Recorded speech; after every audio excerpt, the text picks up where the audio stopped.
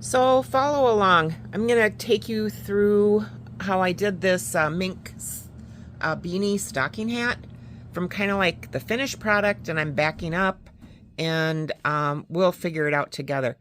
So basically, it's a nice hat. It fits great. It has a little bit of elastic around the outside edge, so it snugs, and it has a adjustable cinch that's underneath the center back of the hat. It has I put it on with an elastic loop in the fur that sticks out just a little bit, and then I put a button on the pom-pom. So it's got a detachable pom, and pom-poms are just made like pom-poms are made, you know what I mean? But the hat itself has got good slouch. It's got plenty of depth, so if you want to pull it way down over your ears, you can. If you want to wear it a little higher up, you can. And, I mean, if you had a big, bulky ponytail underneath there, nobody'd know. I put this on my husband. He loved it. So I'm going to have to get a picture of him with it, and post that too. But what we're going to do is kind of walk you through how I started the process. So I had some leftover mink skins that were female, and they were small. It was just a bunch of odd lot stuff that I had. And I matched together as best I could 4. And the 4 I used, I opened them down the belly. All right, this is the center back. I opened them down, which would have been between the front paws, down the belly, up to the neck on the underside of the pelt. And then I marked across where the legs were on the front. All right, and I opened those up. I've trimmed this one off, and what I did was I trimmed just behind the front of the paw, coming down to just behind the rear of the paw. And on this side, I haven't done this side yet, but on this side, I trimmed this would have been like where the vent was right here. So I went just above that vent, came down to like the middle of this, would have been like the middle of this back paw down here, back leg. So I trimmed this side, that side I have left to do. And I folded this up to see where the hair length looked, nice and dense, and decided that that's where I kind of wanted the end of my skin to be. So I just marked a line going across. And the top, we're going to get to that in a little bit. So I did 4 of these. And these skins, you can see, they naturally get narrower up near the top. My hat block is likewise narrower at the top, wider at the bottom. I measured around, and I wanted this at least 26 inches. So what I used was, this is a wooden form for a barrel muff bed, or a barrel muff. And it comes in like 4 or 5 different sections, and you stretch your mink around it if you're going to make a muff bed, and then you take it apart, and it's kind of like a puzzle. So you can stretch a complete 4 or 5 skins around this for a muff bed, and you'd never know that there was a seam in it, but we're using it for a hat. You could do a similar thing with getting a big fat styrofoam ball and a wedge of styrofoam and make something that's similar. So you can see how I've got this. I added this piece on the top of this block, because the other end of the block was just like that. And all I did was filled it with some packing on the inside, little cardboard up and over, and taped it down. So my measurement across the top is 5.5. My measurement in depth, I wanted it at least 11 inches. And my circumference going around was 26. I used 26. You'd think that's wide for your head. But I wanted it because I wanted it to be able to have the elastic in the hat. And in having it 26, it gave me enough of a cush after I had the lining in and everything that it really ends up being perfect fit for average size head that would be probably anywhere from 23.5 to 22. So with that elastic that's in there. So I just taped up my hat block, got it to where I thought it was looking well. And, you know, it's got a little bit of a tip more towards the back. I think the front's a little taller, and then it comes down a little bit more in the back. But, you know, that's the way that you're going to wear your hat, too. It was kind of like an unintentional thing. So here's the top of my crown, the top of the hat, and I can feel that through when I stretch my skins over it. So 5.5 wide. I wanted it at least 11 deep, and I wanted the circumference at the base 26, and this just kind of has a natural taper that's going up. So that's my hat block. Now, after I had joined all of my skins together, and I had these marked, it kind of looked like this on paper. So this would have been my center front, and this would have been my center back. And these were my two side pieces. So you can see how they naturally kind of taper up to the top. And that's exactly how I sewed it, just like that. And then I joined this side to this side. And this would have been this would have made my center back. And this would have made my center front. And my center front ended up being about, you know, from this point to this point across. And it almost came up to the exact edge up here. I was a little shy, maybe came about there. But it worked out great on both, and my seam from my center front to my center back matched on each side. I did not have a seam down the center of the hat. I didn't want a seam down the center of the front or the center of the back. And so my seams ran here on each side of the front, and my seams ran here on each side of the back. After I had that all joined up, kind of like a big tube, I slid it over the hat block to kind of like see how it looked. And I kind of had it, you know, resting on here like this. And I came down and I went up to the top and I did a chalk line across the top. All right. So on each skin, I pulled the one across the top here on the front. Did the same thing for the reverse. I did the one here on the side, came up and met that on the top. So I knew where that was going to come, kind of like this. And then, so my side panel kind of looked like this, all right?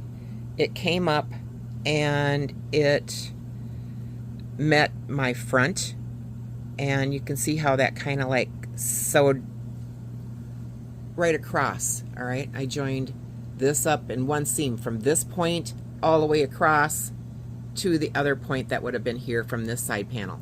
And then what I did was I came back and I kind of tapered that down to the center and cut out like this little wedge. See that little wedge? And what that did was it kind of followed the design line of my hat block. And, you know, I didn't make a pattern for this. I just kind of like rocked and rolled. But it ended up being great. So now the whole top of my hat is closed. And it seems like it's fitting snug, which it should. And the next thing I did was I took tipping, which is alcohol-based aniline dye, and I used tipping on the inside of my leather on all of my skins, and I wet my skins with that. So once my skins were wet, it was like I had a tube that was closed at the top of fur. And I let that sit for a few minutes, and then I stretched it over my hat block. But before I stretched it over my hat block, I put a plastic a clear plastic bag over my hat block so my dye wouldn't get on my hat block. Because the leather side of the fur that was wet would have been against my hat block.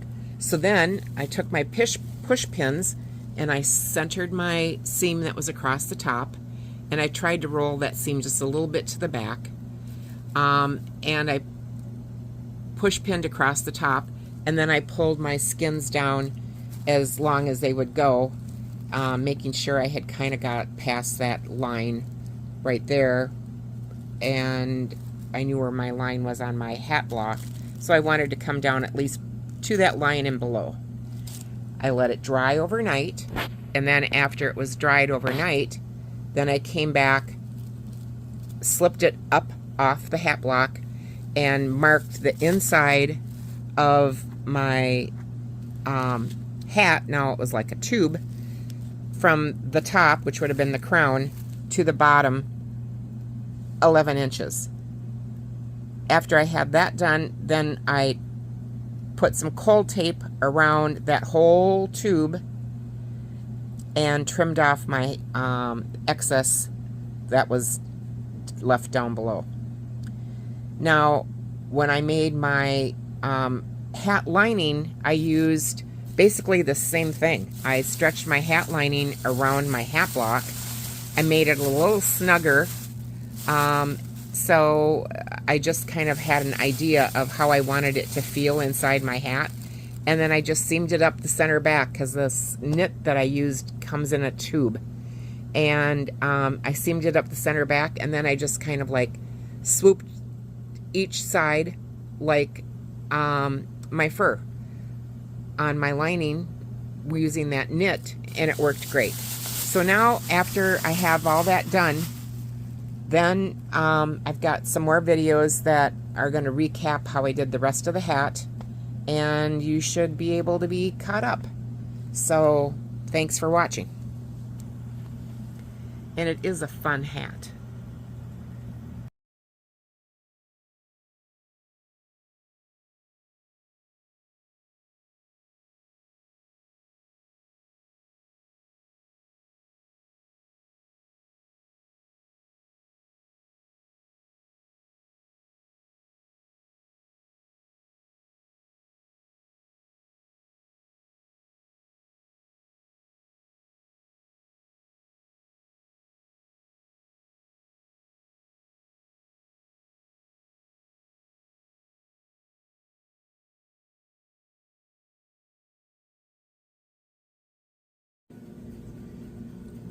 So I put a grommet in the center back just above the turn line, all right?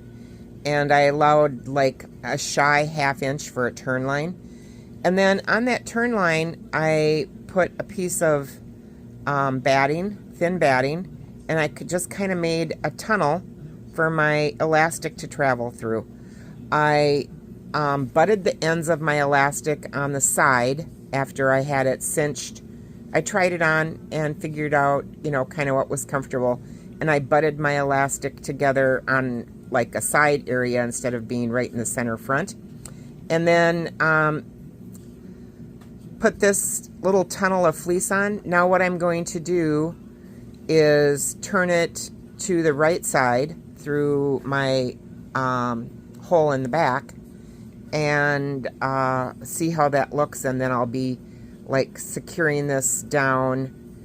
I'm going to fold it back to the inside, and on the opposite side of the hat I'll secure that knit lining down just above where my elastic is caught in this little tunnel.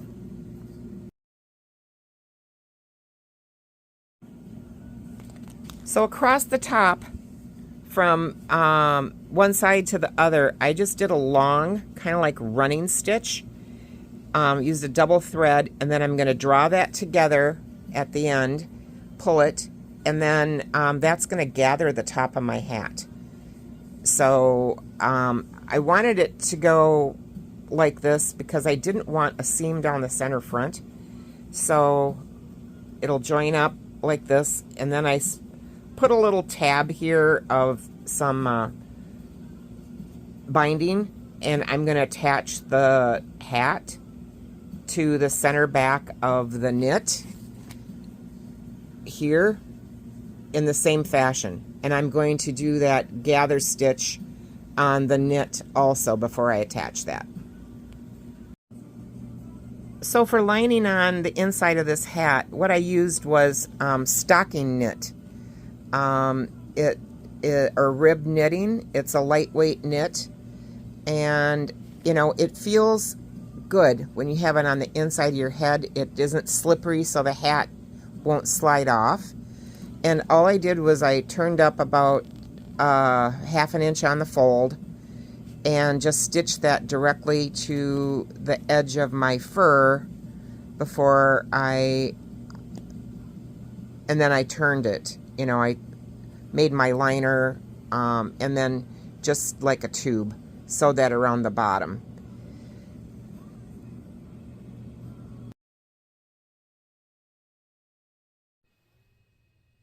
I turned my hat so the right side of the lining's inside and my fur is there. And I came down to this bottom edge, and I can feel that elastic right here, and I've got this turned up about a quarter of an inch.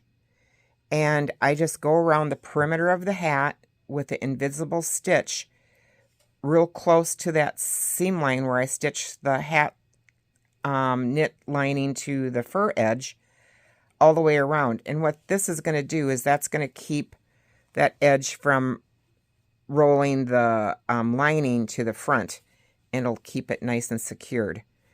So I had left an opening in the back of the knit to access the hat, and I'll close that up by hand when I'm done.